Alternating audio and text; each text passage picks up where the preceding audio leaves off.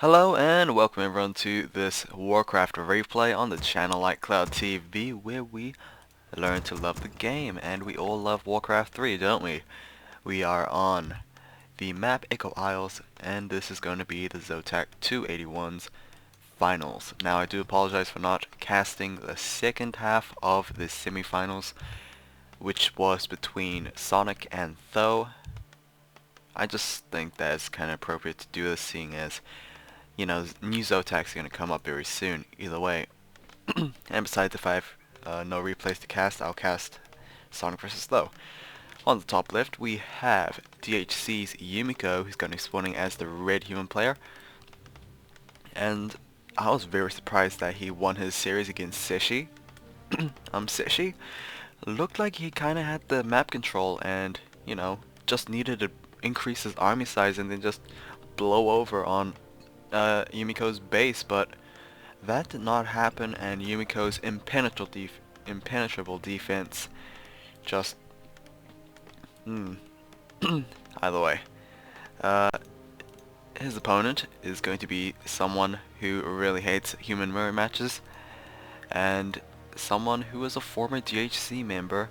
We have Rising Stars Tho, who's going to be playing as off-race, the Purple Orc. Now we've seen him play Undead as well, and then not so commonly Night Elf, so yeah, just Tho, meh. He just loves his orc, seeing as the Blade Master is pretty much the most overpowered hero in the entire game. But we shall not talk about that. Anyway,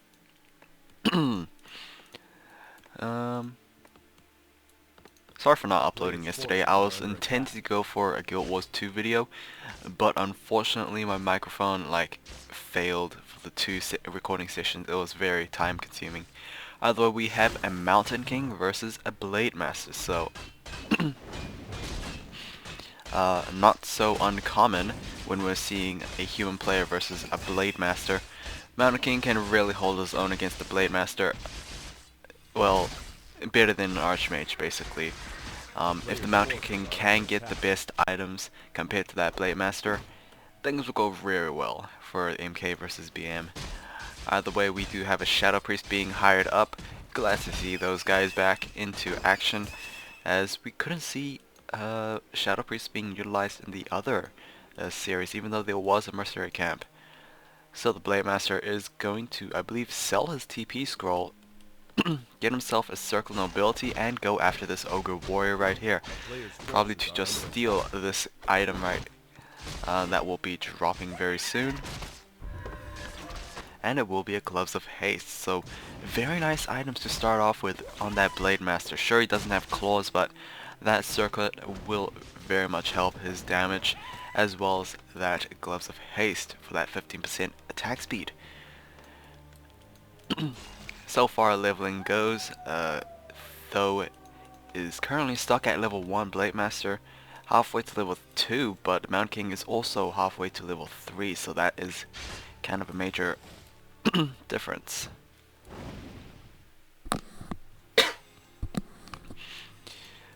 Might have a Stormbolt here, but honestly I think Tho's just waiting for that Windwalk just when that Stormbolt goes on. I believe Stormbolt before a Windwalk will be cancelled out when the Blade Master goes for a Windwalk. My throat's not the best condition right now, but either way I want to cast this. Troll Berserker has been, I guess, hijacked, but will be taken down by Yumiko. Very nice Stormbolt right there. Militia is also fighting with the Orc army. Yumiko will lose about 2 militia right there, so we have a Stormbolt on that Grunt, possibly for a surround right there. We do have double Shadow Priest, so that's going to be a lot of healing for the human army. Surround on that Blade Master will be able to Windwalk out of there. Now Voodoo Lounge, a very forward Voodoo Lounge has been placed down near the middle, so the Blade Master will be able to replenish his health and mana with that Clarity and Healing Salve. Level 3 on that Mountain King. Pendant of Energy has been picked up, so that is going to be a very valuable item. Speaking of valuable items, we do have a very useless item right here. A +2 ring. Not the best, especially against that Blade Master. I mean, he already hit so much already. Not like 2 armor is going to help. Troll Berserker and Ogre Mauler camp will be cleared out very soon. You can at least see the amount of DPS that comes out of that Blade Master even at level 1. Now he's at level 2, he is going to have Critical Strike and of course be a DPS machine. Mountain King is also moving out, possibly wanting to get a TP staff, but we shall see. It looks like the Mountain King is going to engage, cancelling that healing salve, and the Orc army will be forced to retreat. Sentry Rewards was picked up from that Ogre Mauler, and that is going to be a good scouting item.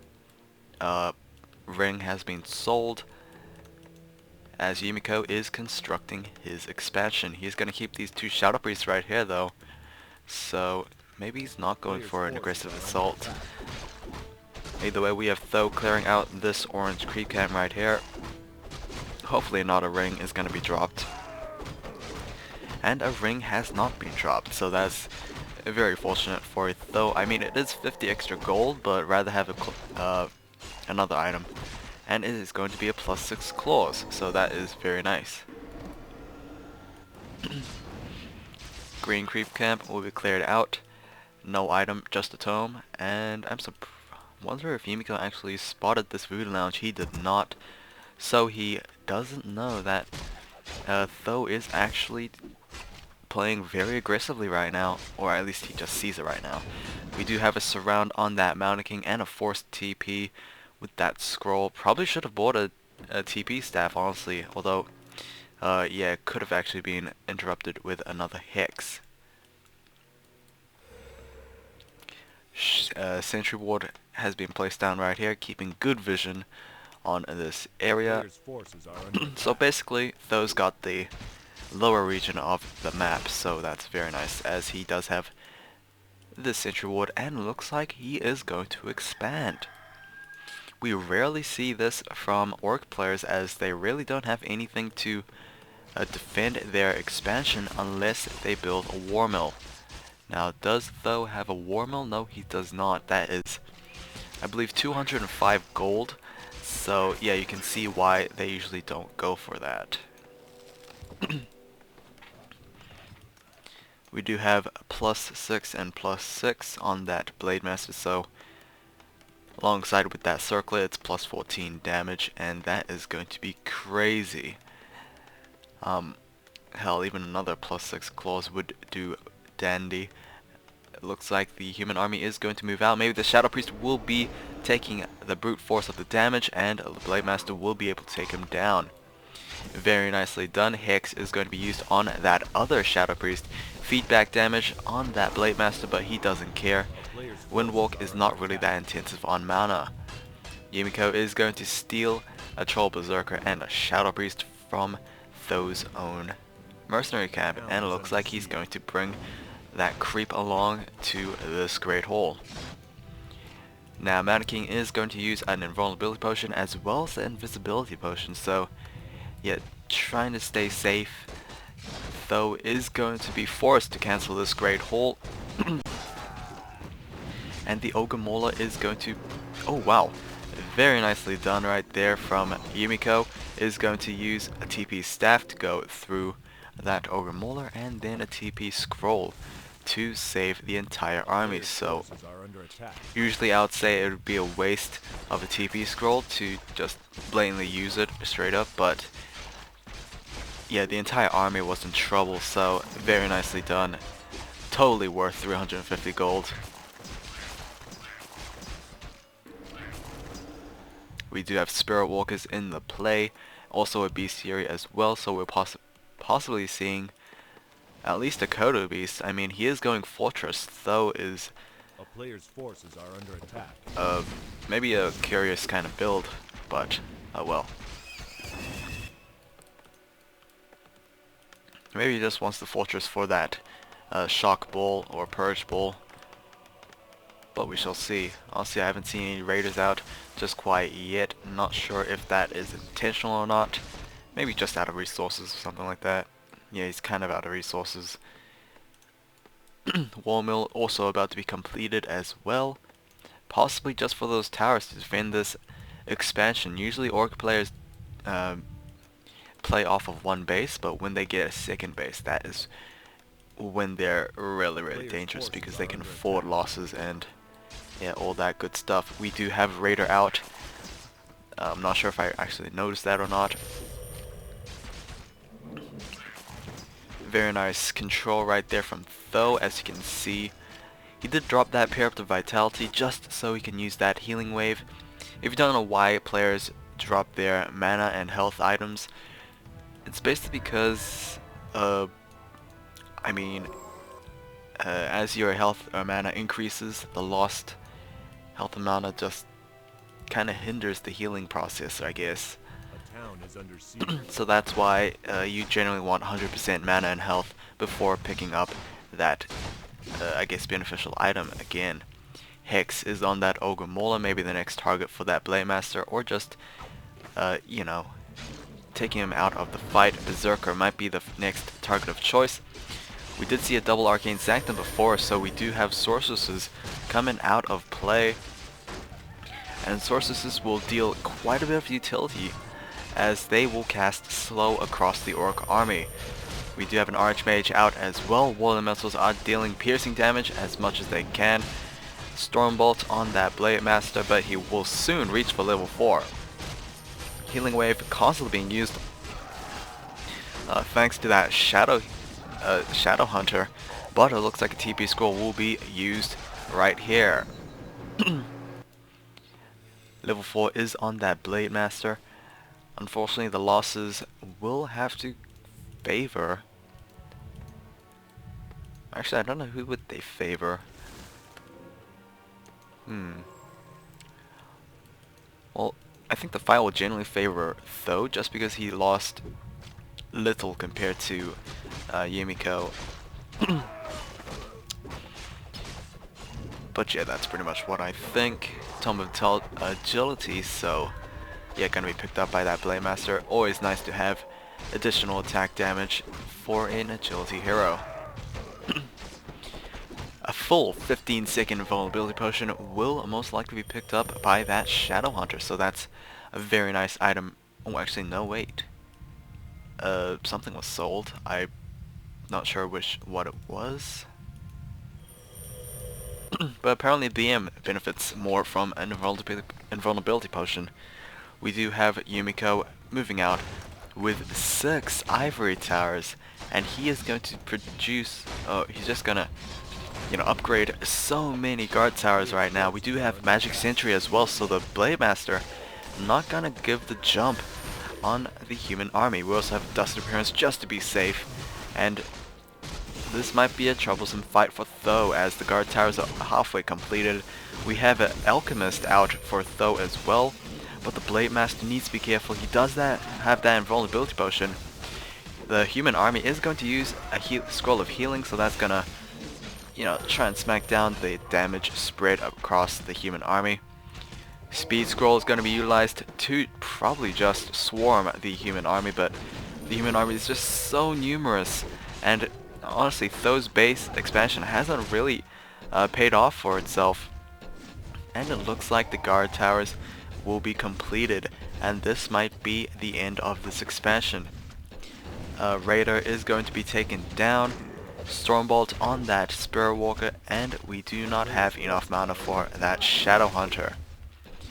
This might be a little bit troublesome as the Spellbreakers are just constantly stealing the Spirit Link for the human army. As you can see right here, Spirit Link is being spread across this entire place, and if Yumiko is actually going to do what I think he is, that's just going to be adding salt to the wound. Is he actually going to decide to expand in this location? It'll be pretty funny. But it looks like the Orc army might go for a quick counterattack right here. No, oh my, wow, nothing is really defending this main base. Although I'm not sure how Tho will go for kind of a base race, as he kind of doesn't have the siege damage. I mean, he's only got like one raider and he has... that's it. He's making he's making demolishers, okay. He's got one already, but the TP scroll is going to be used. We see another spell stealer right there, maybe another one on this Spirit Walker, as you can see. Yeah, Spirit Link has been stolen. Disenchant is going to be used, taking a lot of mana on those Spirit Walkers. We do have Corrosive Bomb, I believe that's called, or Acid Bomb, something like that. And the Archmage will be taking down level 2. This might actually be the momentum Tho actually needs, but the Shadow Hunter is dangerously low, is going to use that healing wave, thankfully. Alchemist probably needs to do something, as it looks like Tho is slowly going to run his Shadow Hunter away. Very nice micro from Tho. What looked like it would be a troublesome fight turned out that Tho took this to his advantage. Mountain King needs to be careful right now. He is going to get ensnared. This is going to be troublesome, as the Blade Master is going to slowly take care of that Mountain King, and the main base is going to be sieged once again. Very big turnaround for Yumiko. Tho is currently 53, Yumiko is currently 39. This is very troublesome, as he only has Spellbreakers and Sorceresses. Yumiko is going to give the GG, and miraculously, Tho is going to take game 1 of this best of 5 series. So, very enjoyable game. I will stick around for the score screen. There we go. As you can see, Tho, even though he was only off one base most of the time, just did so much better with his heroes.